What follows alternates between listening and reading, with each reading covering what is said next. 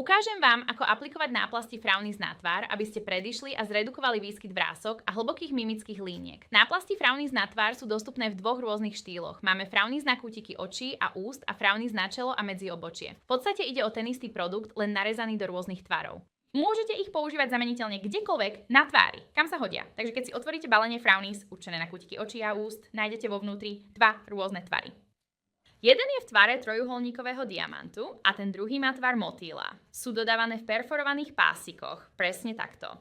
A vy ich jednoducho odtrhnete pozdĺž perforácie. V krabičke Frownies určených na čelo a medzi obočie máte buď štvorec, alebo ho môžete preložiť a odtrhnúť, čím získate trojuholník.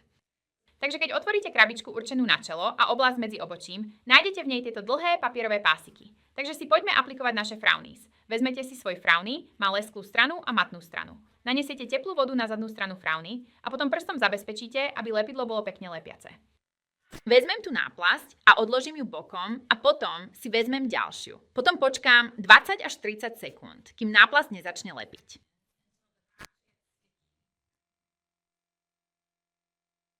Takže teraz si vezmem tú prvú náplasť, ktorú som nastriekala a aplikujem ju priamo medzi obočie, presne takto. A úprimne povedané, môžete si tieto náplasti aplikovať tak, ako najlepšie vyhovujú vašej pleti.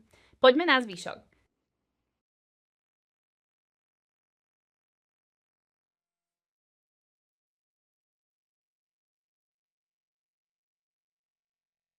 Dobre, takže keď už máte svoje náplasti Frownies na tvár nalepené, mám pre vás niekoľko tipov, ktoré by som vám chcela dať. Poprvé, náplasti Frownies vždy prekrývam, aby som si vytvorila akoby taký odliatok na celé čelo.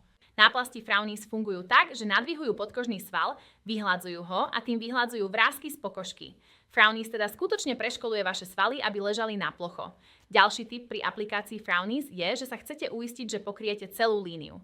Ak sa vaša línia tiahne z jednej strany na druhu, vidíte, že mám tu náplasť Frownies po celom čele a tiež rovno hore a dole.